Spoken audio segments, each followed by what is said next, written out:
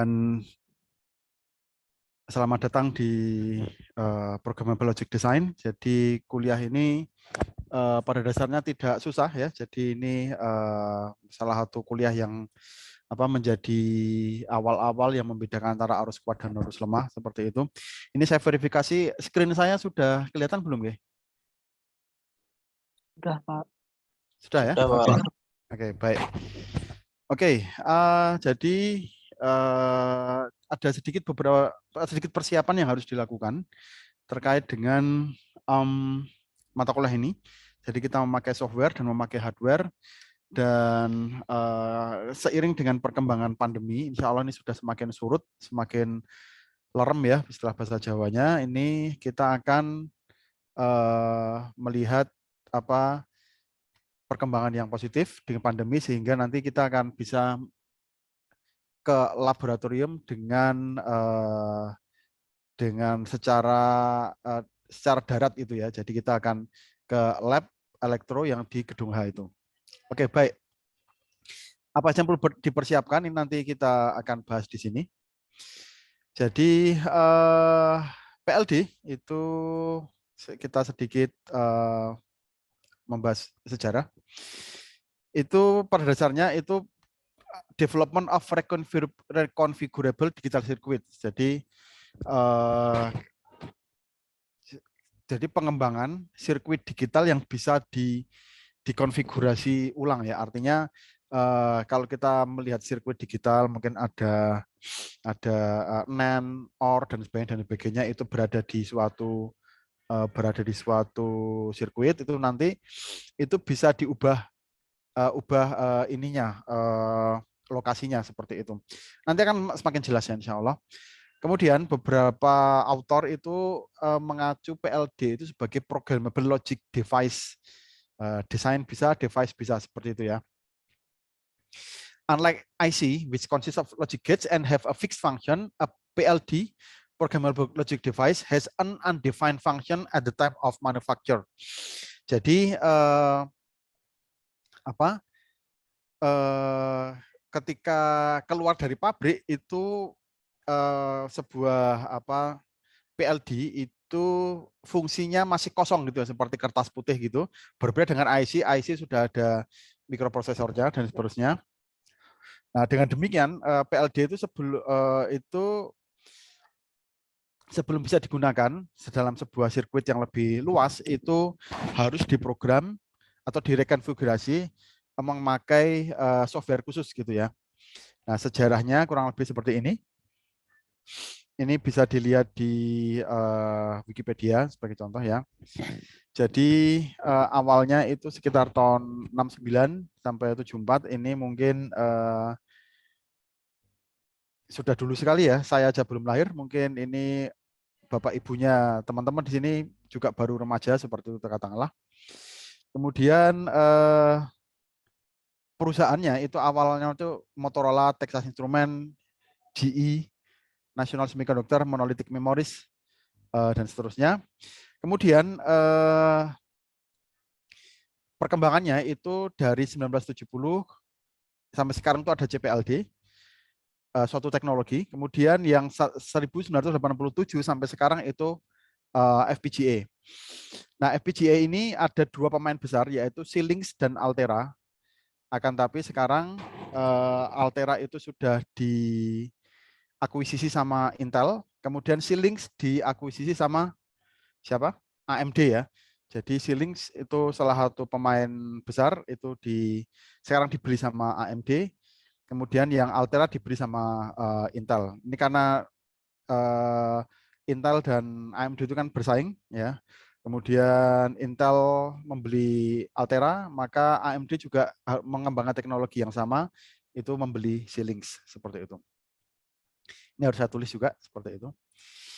Nah, yang kita cermati dari ini itu adalah itu pada dasarnya adalah desain sebuah sirkuit ya, desain sirkuit, jadi tidak memprogram mikroprosesor. Jadi programming a PLD circuit is not the same as programming a microprocessor. Artinya ketika kita mempunyai pekerjaan di FPGA ini, itu kita sebetulnya merancang sirkuit ya, merancang letak N-nya, kemudian letak gerbang-gerbangnya seperti itu. Dan ini tentu berbeda dengan kita memprogram microprosesor. Jadi design of digital circuit. Pada dasarnya kita itu membangun apa yang pada akhirnya nanti menjadi hardware, gitu ya. Oke. Nah, beberapa persiapan adalah seperti ini. Kita menginstal Quartus 2 13.0 SP1. 13 SP13.0 SP1. Kemudian kita tolong didapatkan textbooknya. Nanti mungkin saya kasih linknya untuk mendapatkan PDF-nya. Kemudian link untuk ini Quartus 2 13 SP1 ini sebetulnya Quartus sekarang itu sudah Quartus Prime, akan tapi untuk hardware yang kita punyai ya, untuk hardware yang kita punyai itu hanya bisa maksimal itu Quartus 2 13.0 Service Pack 1. Nanti linknya masih ada di Google Drive saya. Jadi nanti saya bagikan software untuk memprogram PLD ini. Namanya Quartus 2 seperti itu. Kalau dicari di internet ini saya nggak tahu ini masih ada atau tidak ini. Itu ya. Jadi ini nanti saya bagikan linknya, di-download kemudian diinstal satu buah gitu ya. Nanti dia akan mengikutkan teman-teman yang lainnya. Kemudian ini tolong didapatkan student email address ya, yang student MSACD itu ya. Kalau belum ya. Kemudian memakai sign up ke MyEdu, memakai student email address seperti itu. Itu preparation. Jadi tolong teman-teman menginstal ini Quartus, kemudian mendapatkan textbooknya, kemudian mendaftar ke MyEdu. Nanti link untuk ininya itu akan akan saya bagikan ya, link untuk yang open learning itu. Oke, baik. Sampai sini ada pertanyaan? Kalau enggak saya lanjutkan. Oke, baik. Oke.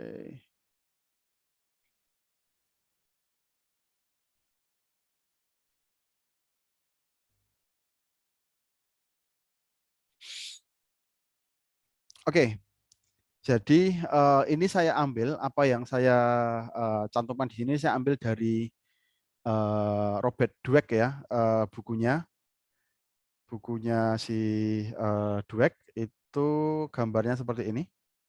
Sebentar, saya dapatkan dulu.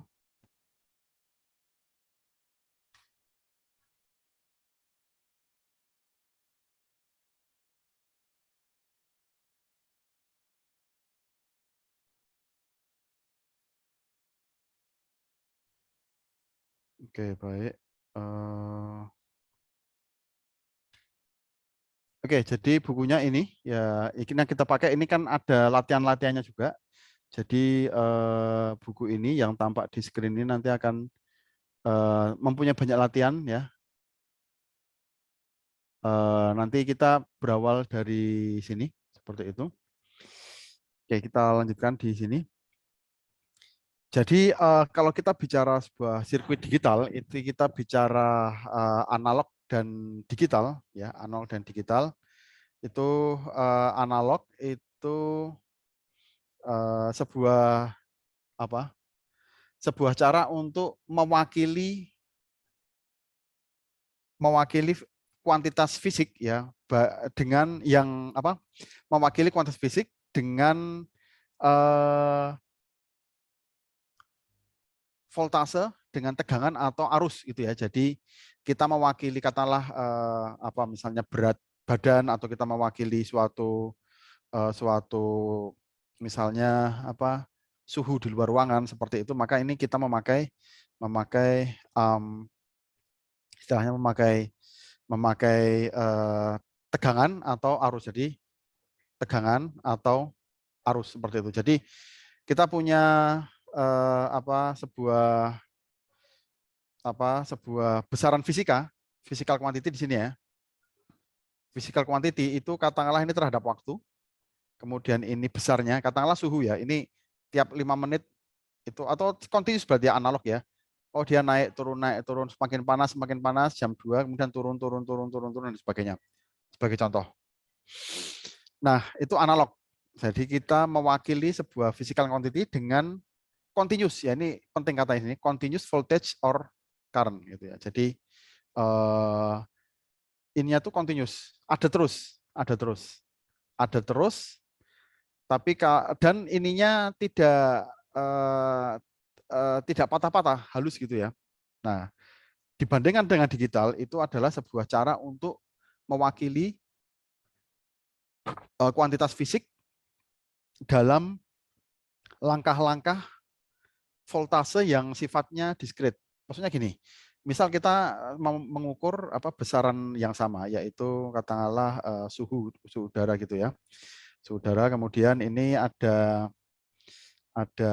kita katakanlah kita hanya mengukur tiap 1 menit, itu udah cukup ya, 1 menit seperti kemudian 1 menit itu pun itu kita hanya bisa masuk ke pol katakanlah 1 angka belakang koma misalnya seperti itu. Maka dia bisa chat, kemudian berikutnya di sini, dan seterusnya. Jadi kita mengasumsikan bahwa ini tetap segini dalam waktu segitu ya, gitu ya, dan seterusnya. Jadi discrete seperti itu. Nah, kalau elektronika analog itu maknanya adalah values are continuously variable between defined values. Can have any value, jadi bisa mempunyai nilai manapun di antara ring yang dimaksudkan. Jadi misalnya ringnya antara kita mengukur antara 0 sampai 40 sampai 45 misalnya, itu ringnya ada semua gitu ya. Nanti kalau kurang jelas bisa ditanyakan. Nah, sebagai contoh ini kalau saya punya analog seperti ini. Jadi ini adalah amplitudenya, amplitude suara. Kemudian ini waktu ke sininya. Maka kita sepanjang waktu itu kita selalu ada mau dibagi kayak apa, ada nilainya seperti itu. Kalau kemudian kita mempunyai digital, itu kita tidak tiap saat punya. Jadi katakanlah setiap satu mili detik, setiap 1 mikro detik misalnya kita ambil set seperti itu. Oke, baik itu digital reproduction. Nah, ini contoh yang lainnya. Tadi kalau ini analog electronics, ini adalah digital electronics ya. Digital electronics, values can vary only by distinct or discrete steps. Jadi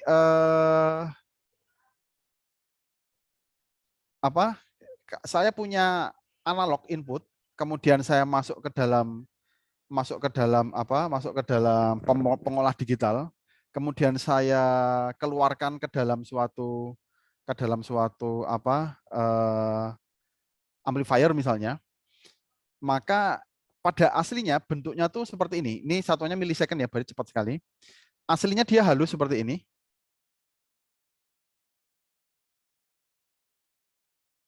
Aslinya dia halus seperti itu. Akan tapi ketika dia diproses itu dia harus patuh pada dua hal, yaitu sampling time. Sampling time di sini.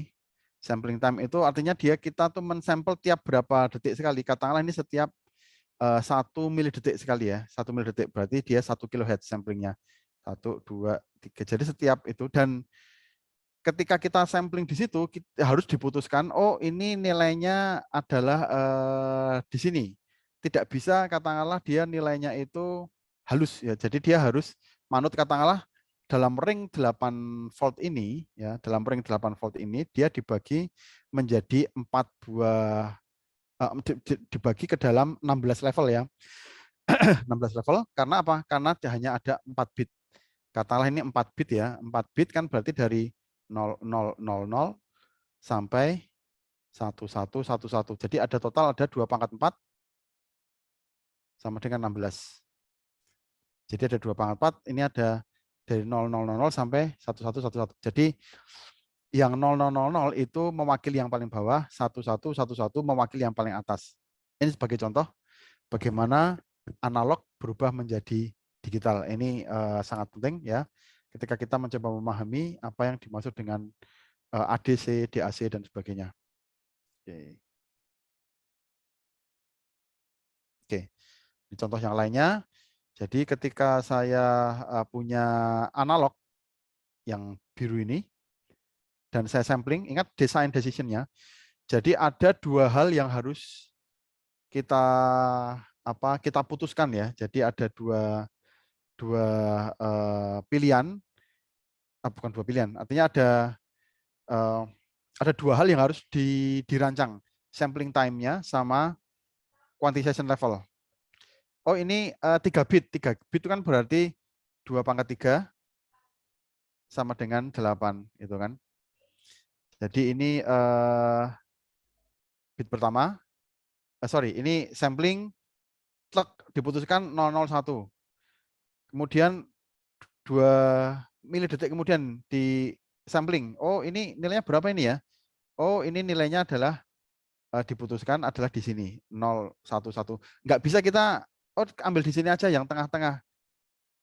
Seperti nggak bisa karena apa? Karena ini kita hanya punya 3 bit. Gitu. Kita hanya punya 3 bit. Saya harap ini cukup jelas.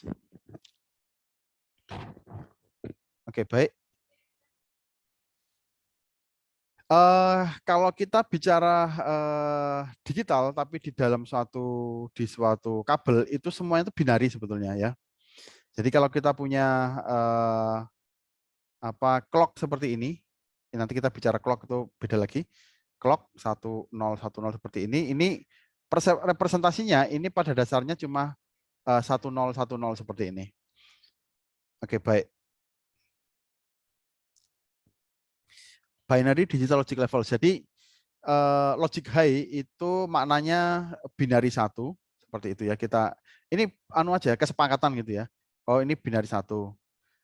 Ini 0 gitu ya. Kemudian yang ini undefined gitu ya. Jadi kita memakai kesepakatan ini seperti itu misalnya. Artinya kalau dia berada di rank ini kita anggap 1. Dan ini tergantung dengan teknologinya. Misalnya kalau HP itu kan atau bukan HP ya, misalnya USB misalnya. USB itu kan 5 volt ya. Jadi 5 volt 0 sampai sekian itu 0 volt, kemudian 5 volt ke bawah sedikit boleh itu adalah dianggap 1. Dan itu cepatnya luar biasa mega Mbps gitu ya. 10 ya sangat kencang gitu ya. Ini logic levels. Nah, ketika kita bicara suatu sistem digital itu berarti kita kan harus harus bisa mengkonversi dari bilangan biner bilangan biner menuju ke bilangan desimal dan sebaliknya. Ini saya kira mengulang apa yang sudah ada di teknik digital gitu ya. Jadi binary number system itu memakai dua digit yaitu 0 dan 1. Kalau kita manusia itu kan memakai 10 digit ya. Jadi ada 10 10 jari, maka kita memakai 10 simbol. Simbolnya apa aja? Yang gini, ada yang begini, ada yang gini, begini, ini, ada yang begini, ada juga yang bentuknya seperti ini juga dipakai, ini, kemudian ini. Total ada 10 gitu ya. Itu sistem desimal. Tapi kalau biner, kan berarti saya hanya punya 2, yaitu 0 sama 1. Jadi misalnya menghitung memakai biner, saya punya kelereng, nggak punya kelereng 0. kelerengnya 1. Kelerengnya 2.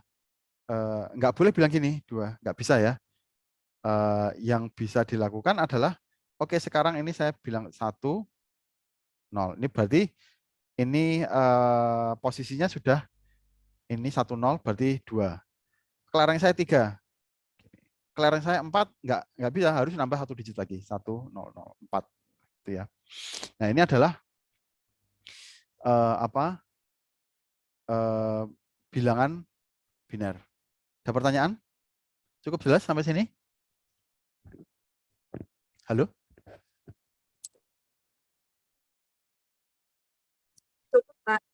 Oke, ya. Nah, kembali ke sini ya. Jadi ini sekarang tujuan kita adalah bagaimana mengkonversi dari bilangan desimal ke bilangan biner dan sebaliknya. Ini saya kira sudah dilakukan secara sering kali ya, terutama kalau sering bekerja di hardware, kemudian kita harus menerjemahkan, oh ini sekian bit, 10 bit berarti 1024 level dan seterusnya. Oh ini dibagi dengan 5000 berapa gitu kan, 512, 4096 dan sebagainya. Tapi beberapa teknologi sudah kita nggak mikir itu lagi, katakanlah Arduino. Arduino itu misalnya kita hanya memakai sensornya langsung, pakai I2C, I2C itu langsung dapat nilainya seperti itu misalnya.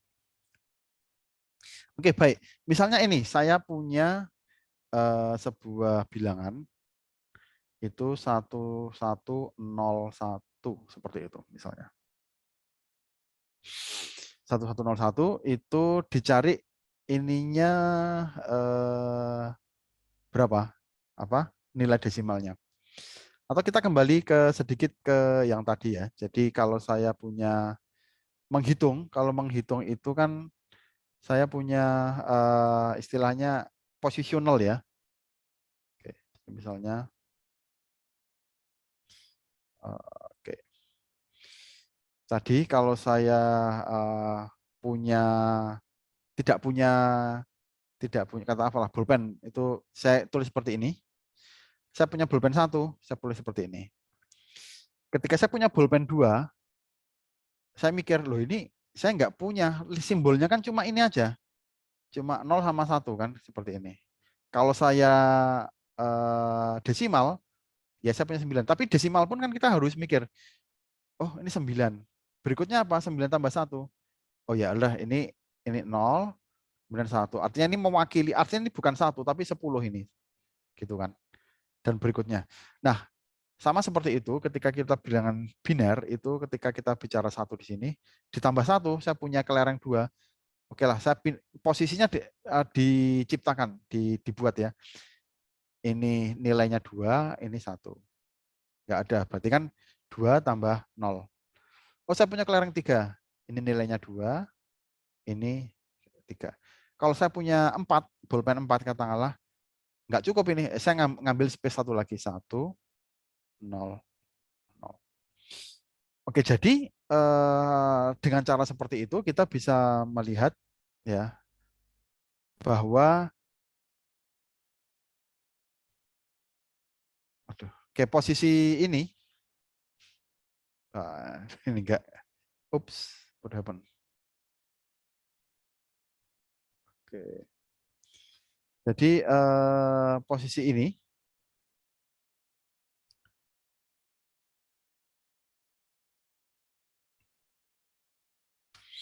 jadi saya punya kotak,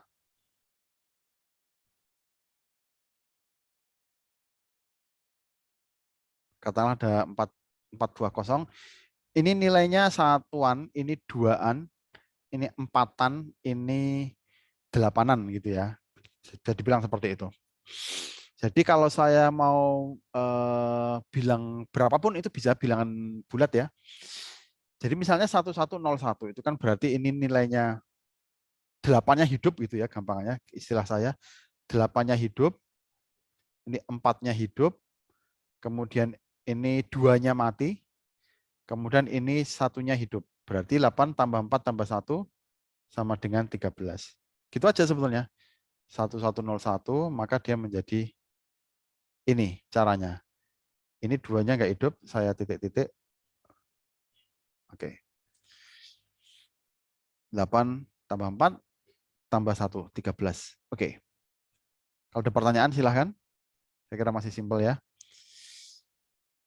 Nah, ini seperti yang kita ungkapkan tadi ya. Jadi istilahnya bobot biner. Jadi kalau saya punya bilangan biner sepanjang apapun, maka saya harus bisa mengingat hal-hal kayak gini. Jadi posisinya ya misalnya nih 1 0 1 1 0 0 0 1 misalnya seperti itu. Maka yang hidup yang mana aja? Ini kan ada 8 buah ya. Oh, ini hidup. Berarti 128 tambah 32, 128, 64-nya mati. 32-nya hidup berarti 128 tambah 32 tambah 16, 842-nya mati tambah 1. Gitu. Ini sebagai contoh ya. Jadi ini nanti hasilnya adalah 128 tambah 32 tambah 16 tambah 1. Yang lainnya enggak. Ini kan mati ini, enggak ada. Enggak hidup dulu coro-coro ini gitu. Ya, itu dengan cara seperti ini. Oke, baik. Saya lanjutkan. Masih contoh yang sama ya. Jadi misalnya ini berarti kan dari sini ya. 1 0 1 0. 8 tambah 2 10 dapat. Kemudian yang satunya adalah 1 1 1. Jadi 4 tambah 2 tambah 1 dapat 7. Kemudian oh ini 1 0 0 1 0 berarti 1 0 0 1 0. 16 tambah 2 18. Oke. Gitu aja sebetulnya. Oke ya. Saya kira cukup clear. Lanjut. Oke. Nah, sebagai contoh ya, saya punya sebuah sirkuit digital. Nanti sudah masuk ke hampir masuk ke PLD. Nanti ini kita membangun yang semacam ini. Digital circuits operate by accepting logic levels, yaitu 0, 1 seperti itu ya. Di sisi inputnya, jadi sisi inputnya tidak menerima setengah ya, menerimanya kalau nggak 0 ya 1 gitu. Logik ya, bukan volt ya, logik seperti itu. Karena nanti voltasenya tergantung teknologinya, tergantung maunya si perancang. Seperti halnya HP itu nggak mungkin dia pakai di dalamnya tuh 0 1-nya 5 volt, nggak mungkin. Kenapa? Karena nanti boros baterai ya.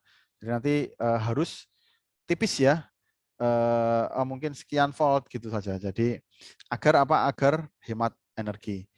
Kalau tegangannya rendah, nanti tegangannya rendah, nanti arusnya juga ikut rendah gitu ya. Oke.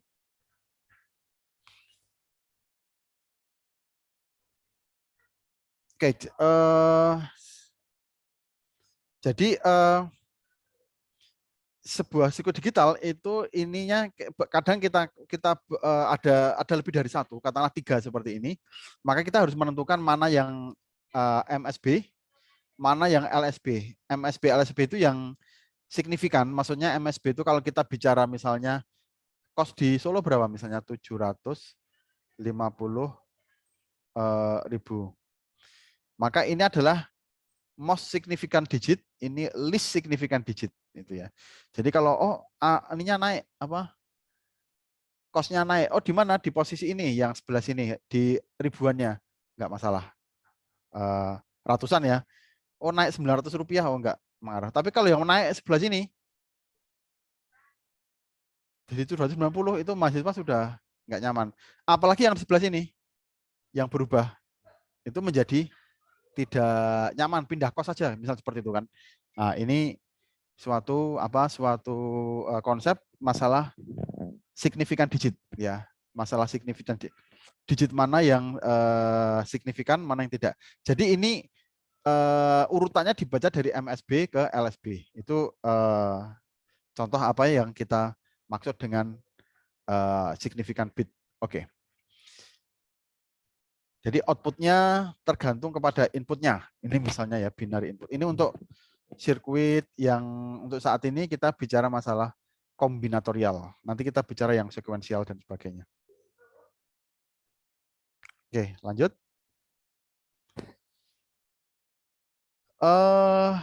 Sebagai contoh ya, kalau saya punya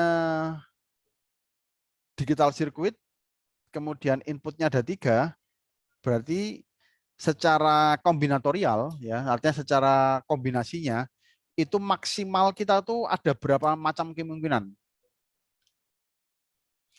Ya cuma 8. Jadi kalau enggak ini 000 atau enggak ini 001, terus gantian mana yang 1 mana yang 0, akhirnya itu hanya bisa maksimal 8. Ya ini ada 8. Jadi desimal ekivalennya antara 0 sampai 7 seperti itu. Itu adalah apa digital decimal equivalent ya. Jadi ini logic levelnya low itu berarti kita anggap 000 sampai 111.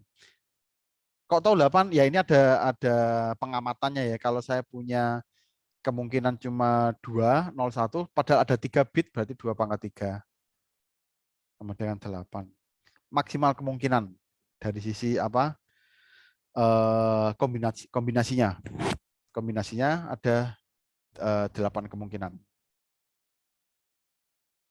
Kalau 4 bagaimana? Kalau 4 ya bisa coba kita simulasikan.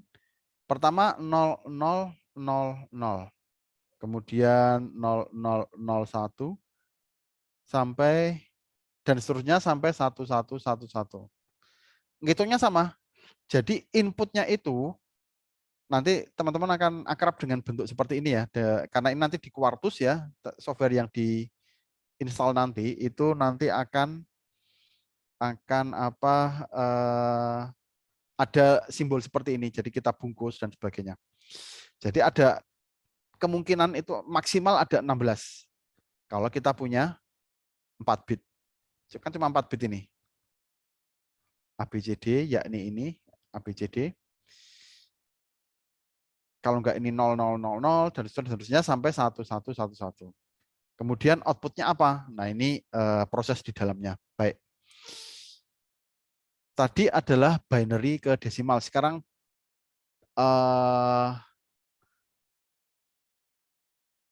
desimal to binary. Jadi misalnya 130 itu misalnya berapa ininya? Apa? Berapa desimalnya seperti itu? Berapa binarinya? Berapa binarnya? Misalnya saya punya apa? Misalnya berapa? 57 misalnya gitu ya. 7 desimal. Atau di sini dek gitu ya. Itu sama dengan berapa binary? Sebagai contoh. Ini permasalahan yang coba kita pecahkan di saat ini gitu ya. Jadi misalnya kita punya 57 desimal seperti itu. Berapa binary-nya nanti kita hitung. Nah, ada 2 cara itu sum powers of 2. Ini yang lebih kita sukai. Kemudian dari repeated division by 2 itu mungkin lebih disukai oleh sama komputer. Nah, misalnya seperti ini. Jadi kita menghafal tanda petik ya. Artinya ini lama-lama juga hafal kalau anak elektro, anak mikroprosesor gitu ya. Intinya. Jadi kita hafal saat urutan ini 2 pangkat 10 1024 sambil merem apa misalnya bangun tidur juga hafal 2 pangkat 9 512. 2011 2048 4009 8192 dan seterusnya. Ya mungkin sampai 13 ini ya. Hafal. Nah, ini sudah sangat mencukupi. Misalnya saya punya tadi itu misalnya 57.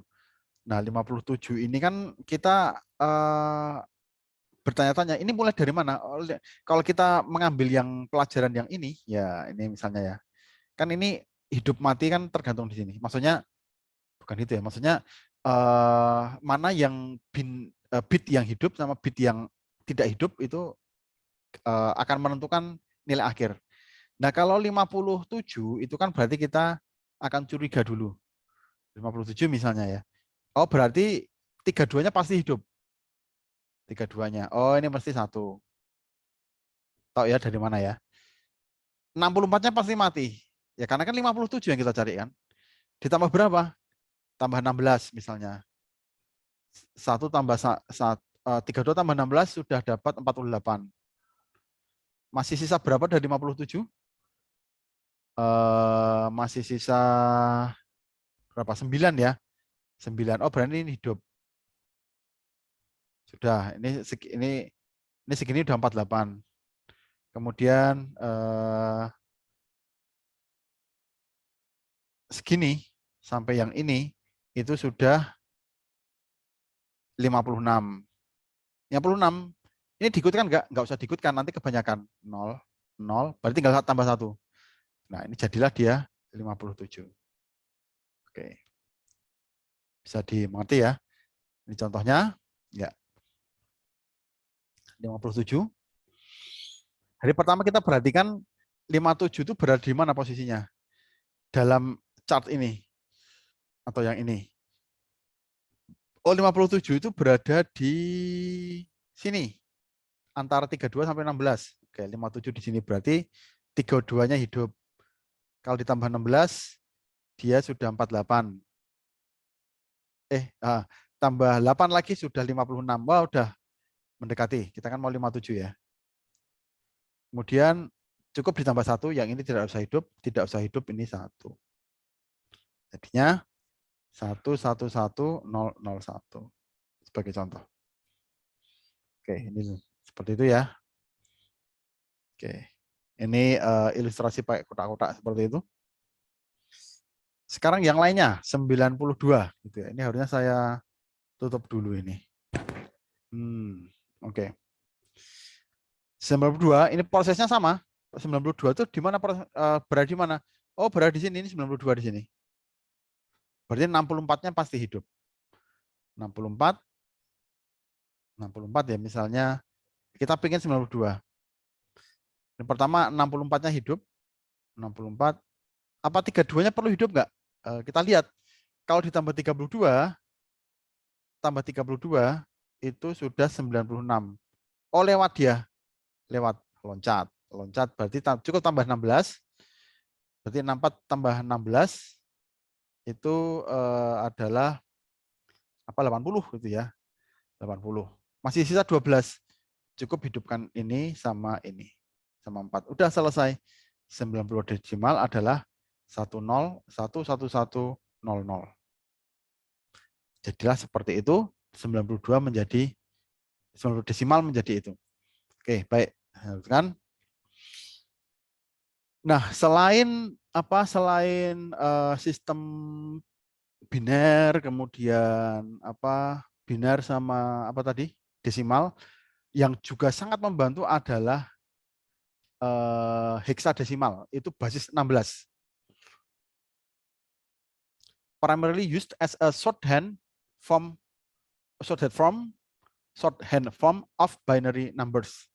Values range from 0 to F with the letters A to F used to represent the values 10 to 15 respectively. Artinya kalau saya berbasis 16 heksadesimal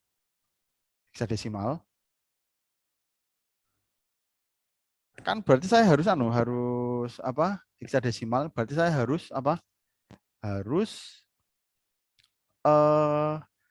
mempunyai perwakilan yang lebih banyak lagi, kan harus ada 16. Maka saya pakai ini dari yang biasanya, kemudian saya tambahkan A, B, C, D, E, F untuk yang sisanya. Dan ini mewakili dengan sangat manis ya. Ini 0000, kemudian sampai 1111. Ini untuk F. Ini kita berangkat dari sini, makanya ini yang kelipat apa pangkat 16 ini saya highlight ya, saya kasih angka, saya kasih warna merah seperti ini. Positional multipliers are powers of 16. Jadi 16 pangkat 0, 16 pangkat 1 dan seterusnya. Jadi ini dia 16 pangkat 0, 1, pangkat 2, pangkat 3 dan seterusnya.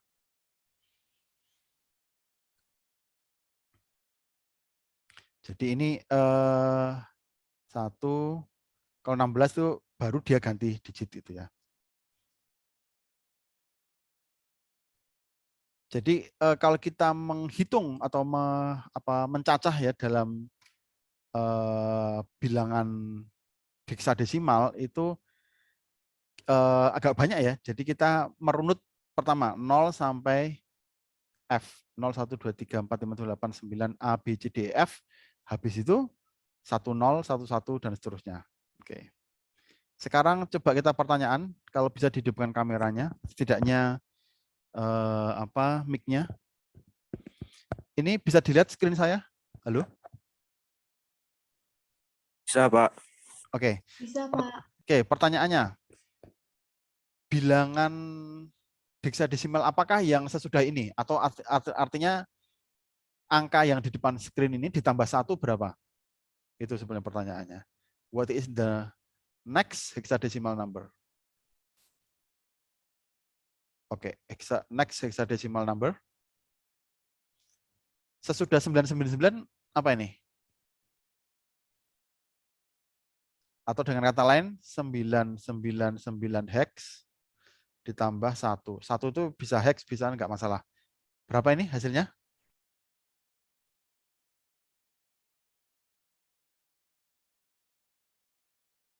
Latihan. Berapa? 999 tambah 1. Berapa ini? Oh, malah kacau. Oke. Berapa?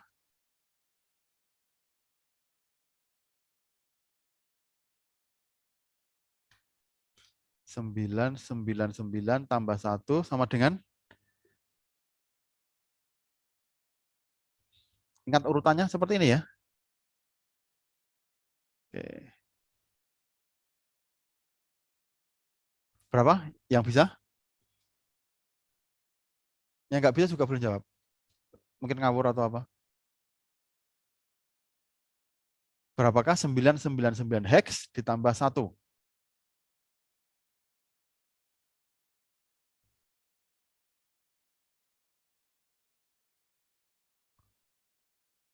Berapa jawabannya?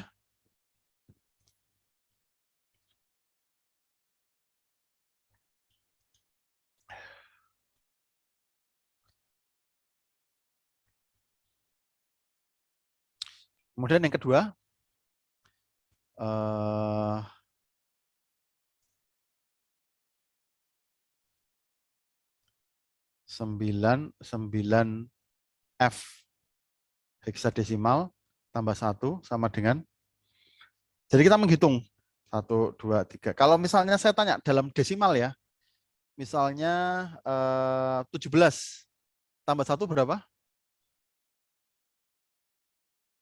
Halo? 18, Pak. 18, oke.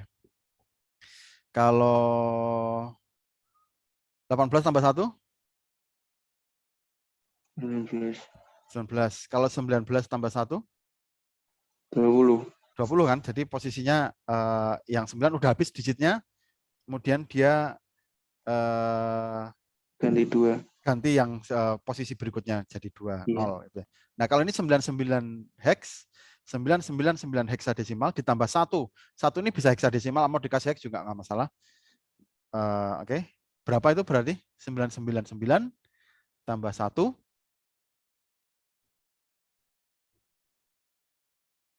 Berapa? Ya sama ya. Sama. Berapa? 10. Apa itu? F. Berarti berapa? Tulisnya gimana?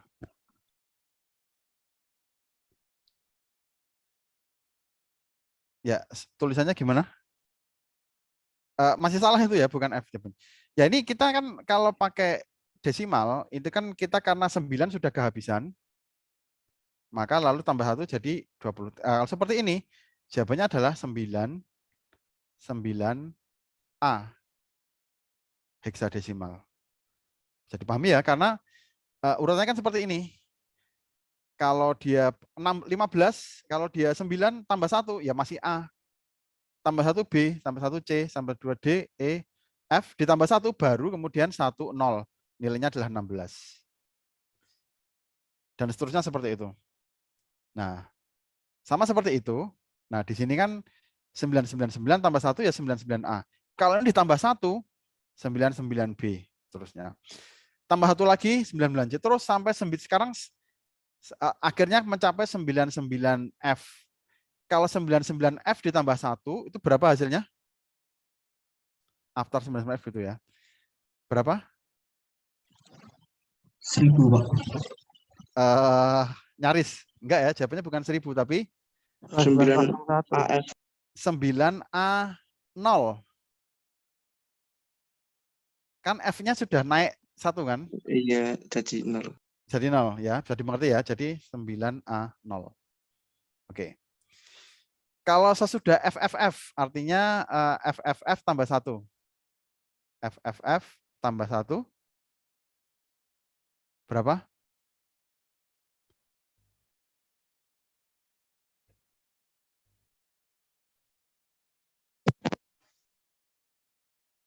FFF tambah 1. FF Ya, 0. ini kan habis semua, berarti dia harus ada tempat baru. Berarti semuanya berguling menjadi 0, 0, 0 hex. Ini seperti kejadian misalnya desimal 999, kayak kalau beli bensin itu ya 999 ditambah 1 ya sudah naik menjadi 1000. Kan simbolnya maksimal cuma sampai F kan. Berarti dia harus ngambil posisi baru. Sama seperti kita kalau 999 1999 ditambah 1 menjadi 1000. Tapi kalau hex ini FFF tambah 1 ya 100 hex. Bukan 1000 ya, jangan dikatakan 1000, tapi 1000 heksadesimal. Oke. Jadi mengerti? Oke. Oke. Kemudian ini berikutnya list heksadesimal digit dari 190 sampai 200. Inklusif, ini maksudnya termasuk dalamnya. Nah, ini ternyata kalau dalam bilangan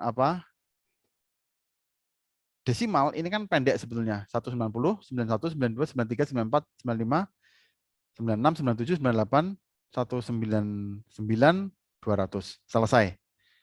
Kalau desimal, tapi kalau heksadesimal kita harus bikin seperti ini. 190, 191, oke, 192, terus sampai 199, masih ada 19A, terus sampai 19F. Nah, kemudian 19F ini masih ada 19F tambah 1 berapa? Angka sesudah ini. 19F ditambah 1. 1A0. Ya, betul. Nah, kemudian ini masih ada lagi 1A0. Banyak sekali. 1A0, 1A1, terus sampai 1A9, masih ada 1AA, sampai 1AF. 1AF tambah 1 berapa? 1B0. 1B0, 1B0. Terus sampai ini selesai, kemudian akhirnya 1, nanti akhirnya sampai banyak 1FF,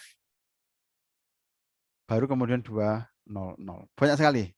Jadi karena wah ini jadi tampaknya cuma 190 sampai 200, tapi ternyata ribet sekali, banyak sekali. Jadi karena basisnya 16, simbolnya lebih banyak. Oke, baik. Ini contoh ya. Oke, berikutnya. adalah kita mencoba mengkonvert dari heksadesimal ke biner. Kalau heksadesimal ke biner gampang ya. Karena apa? Tinggal dipecah satu-satu dia sudah jadi. Jadi heksadesimal FD69. Coba aja kita gambar kita kelompokkan satu persatu. 9 itu tentu aja 9 di sini adalah ini 1011. Oke. 1001. 6 berarti di sebelah sini 0110 yang ini. Kemudian yang D, kemudian yang F. Ini semua ketika kita gabungkan 4 ya, itu menjadi binernya. Oke. Jadi ini kalau pakai kalkulator bisa ya. Coba kita pakai kalkulator sebentar untuk mengecek banyak hal, katakanlah dari yang sini atau mana gitu ya. Coba kita lihat, kita hidupkan kalkulator kita.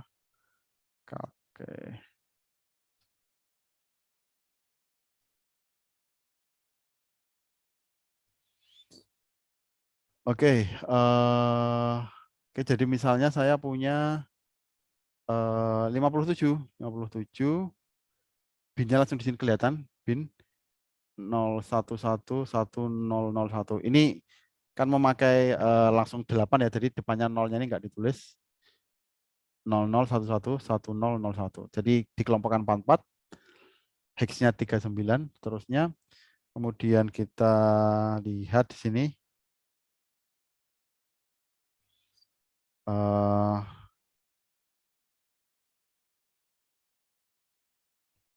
92 ya. Kalau 92 adalah 01011100 ini ya. Oke. Kemudian oke. Nah ini. Ini kalau saya pakai kalkulator misalnya, itu saya inputnya dulu aja. Inputnya saya clear dulu. Inputnya hex ya. Jadi 999 ditambah 1 sama dengan 99A ini ya, seperti kita tebak tadi.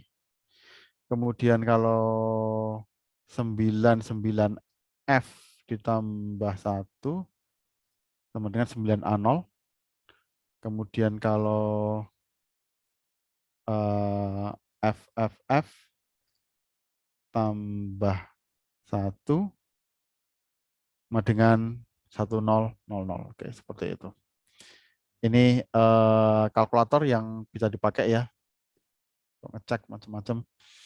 Nah, termasuk ini. Jadi kalau saya punya ini kalkulatornya terlihat nggak ya? Halo? Terlihat. Terlihat ya? Oke.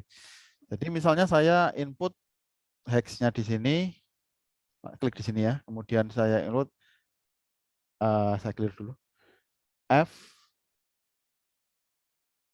D69. Nah, kita bisa di sini. Maka binarnya kita bisa lihat di sini. Di sini 1111 dikelompokkan 44, maka ini kelihatan langsung.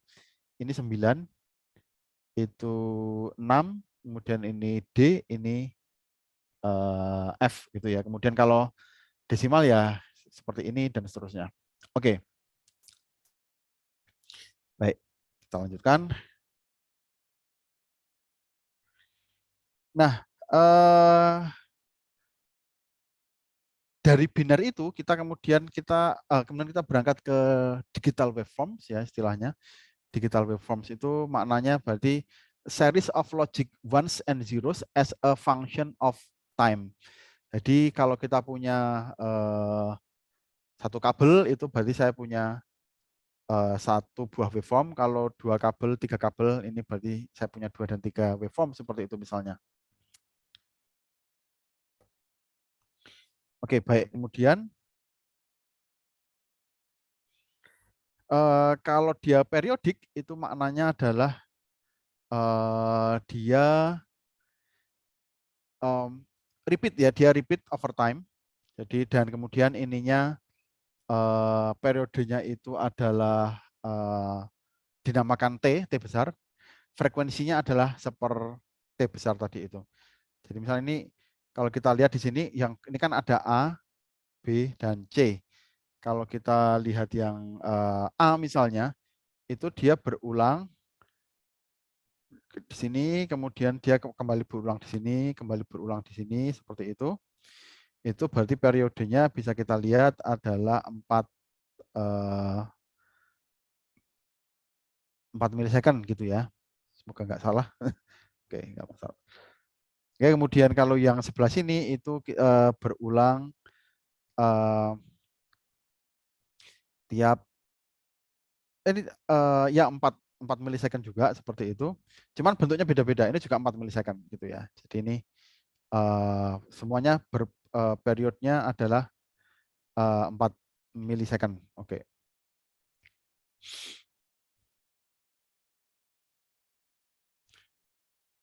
Kemudian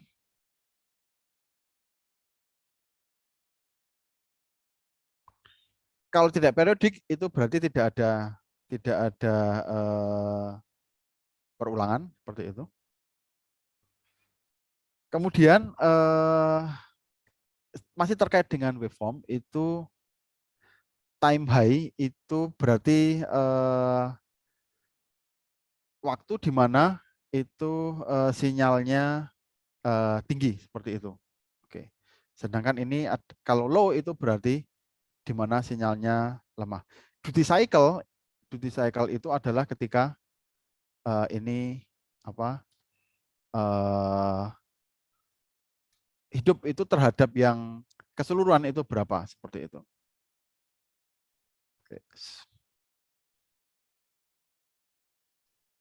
Oke. Nah, kemudian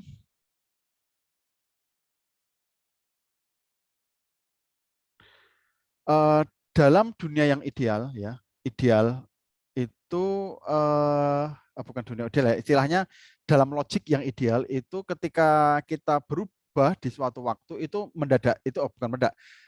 Kita seketika kita berubah menjadi logik satu, kemudian menjadi satu, dan ketika kita logiknya diminta turun, dia juga akan turun secara merta-merta, jadi secara langsung gitu ya.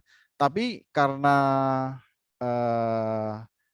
constraint fisik ya, constraint fisika, aslinya itu kita mempunyai semacam transient ya, dari 0 menuju 1, kemudian 1 menuju 0 itu ada transientnya. Inilah yang menyebabkan kenapa mikroprosesor itu kecepatannya tidak bisa lalu tak berhingga, nggak bisa. Jadi hanya maksimal sekian gigahertz clock-nya dan sebagainya karena ada constraint seperti ini. Jadi ini kan ketika dia berubah 0 ke 1 dia menunggu sampai sampai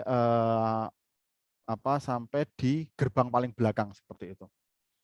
Nah, kemudian ini ada beberapa istilah pulse waveform karakteristik di mana ketika kita berangkat dari 0 menuju 1 itu ada istilahnya leading edge, ada rising edge, ada falling edge. Jadi kalau naik itu dia rising, kalau turun dia falling edge-nya ya. Kalau duluan dia leading, kalau belakangan dia trailing, itu aja istilahnya. Nah, ini ada beberapa perhitungan ya. Jadi misalnya pulse width itu adalah dari 50% ke 50%. Dari 50% ke 50%. Kemudian rise time itu dari 10% sampai ke 90%. Kemudian kadang tidak simetris, ada fall time itu dari 90 ke 10%. Sebagai contoh kalau kita punya bentuk seperti ini dan diminta untuk calculate the pulse width, rise time and fall time of the pulse shown. Jadi rise time itu pulse width itu kan berarti dari sini, dari titik 50 sampai ke titik 50 yang ini. Itu berapa? Dari 5 sampai 25 berarti 20 ya. 20 mikrosecond. 20 mikrosecond. Jarak pulse width-nya itu.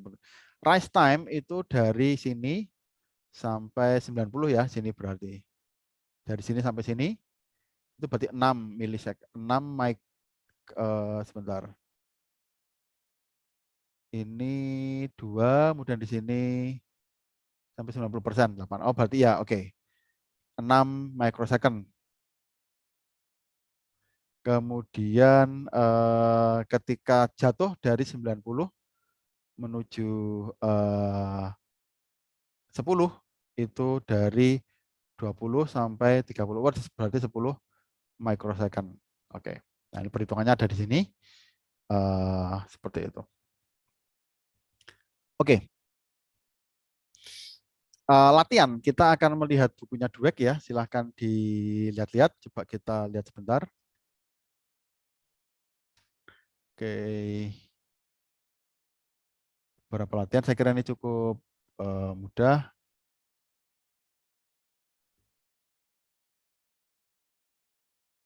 Decimal values, ya, ini mudah. Ini juga convert numbers to binary, tidak susah. Kemudian hexadesimal ini juga mudah seperti itu. Digital waveform seperti itu ya. Oke, baik. Oke, ada pertanyaan sampai sini? Ini juga beberapa ditanyakan mungkin mengenai rise time dan sebagainya. Oke, baik. Ada pertanyaan? Kalau tidak ada mungkin bisa kita akhiri pertemuan di siang hari ini. Ingat apa yang tugasnya, yaitu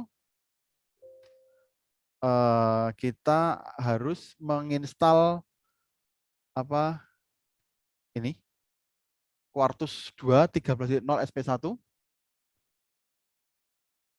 ya. Kemudian textbooknya nanti saya kirimkan linknya. Kemudian sign up untuk MyEdu ini. Tapi ini dulu coba install ya. Meskipun tidak tergesa ya, karena pekan depan kita mungkin masih belum ini. Tapi praktikum kita akan memerlukan Quartus ini. Ini di lab ada, kakak kelasnya juga masih mempunyai. Oke. Oke, baik. Mungkin itu dulu ya. Saya akhiri sekian. Assalamualaikum warahmatullahi wabarakatuh. Waalaikumsalam. Waalaikumsalam warahmatullahi wabarakatuh.